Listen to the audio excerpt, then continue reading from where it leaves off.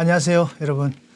자, 이번 시간에는 사회복지 정책 발달 이론에 대해서 우리가 이제 배우게 되겠습니다. 그죠? 사실 우리가 발달이라고 말할 때는 어때요? 어떤 한 단계보다가 좀 더 바람직한 방향으로 변화되어 나가는 것을 의미하잖아요. 그죠?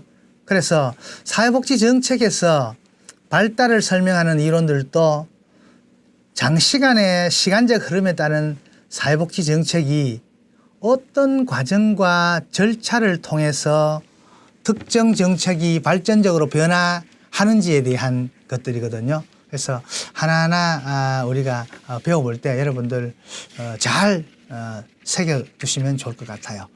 먼저 나오는 것이 이제 사회양심 이론입니다. 사회양심 이론. 이 사회양심 이론은 인도주의에 기초하고 있다라고 보는 거예요. 그래서 사람은 본질적으로 인간에 대해서 기본적인 연민과 동정을 가지고 있다라는 거죠. 국가 역시 이타주의에 기반한 사회적 책임이 있음을 가정하는 거예요. 그래서 뭡니까? 사회양심은 개인적인 차원에서는 상부상조라든지 기부문화가 발달할 수 있는 그러한 근거가 되고, 사회적인 차원에서는 어때요? 지역사회나 공동체, 그죠? 중앙정부 등에서 인도주의에 입각한 사회적 의무감이 복지 확대, 복지 정책의 확대를 가져올 수 있다라고 이제 보는 것인 거죠. 그래서 이 사회양심론에서 사회복지 정책 발달은 타인의 고통을 해소하려는 뭡니까?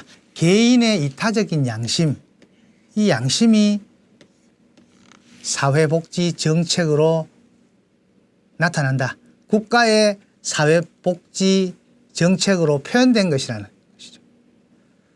다른 사람의 고통을 해소하려는 개인의 이타적인 양심이 사회적, 국가적 정책으로 표현된 것을 갖다가 사회복지 정책이라고 이야기한다.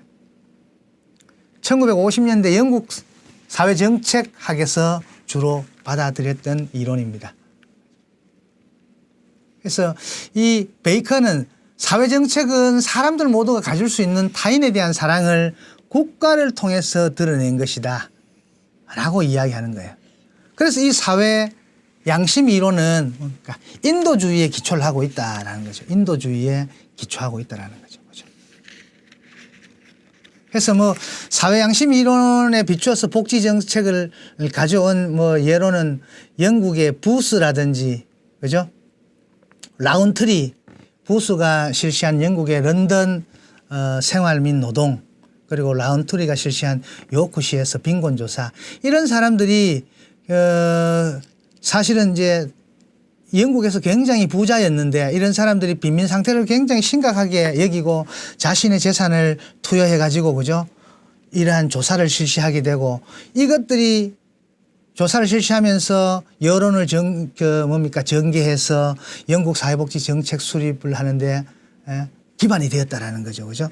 그래서 이러한 것들이, 이 사람들이 대부호로서 영국의 사회적인 개인적인 양심과 소명을 가진 사람으로서 이렇게 했다라는 거죠. 그죠? 그래서 이게 사회적인 양심을 이야기하는 겁니다. 기본적으로 인간은 어때요?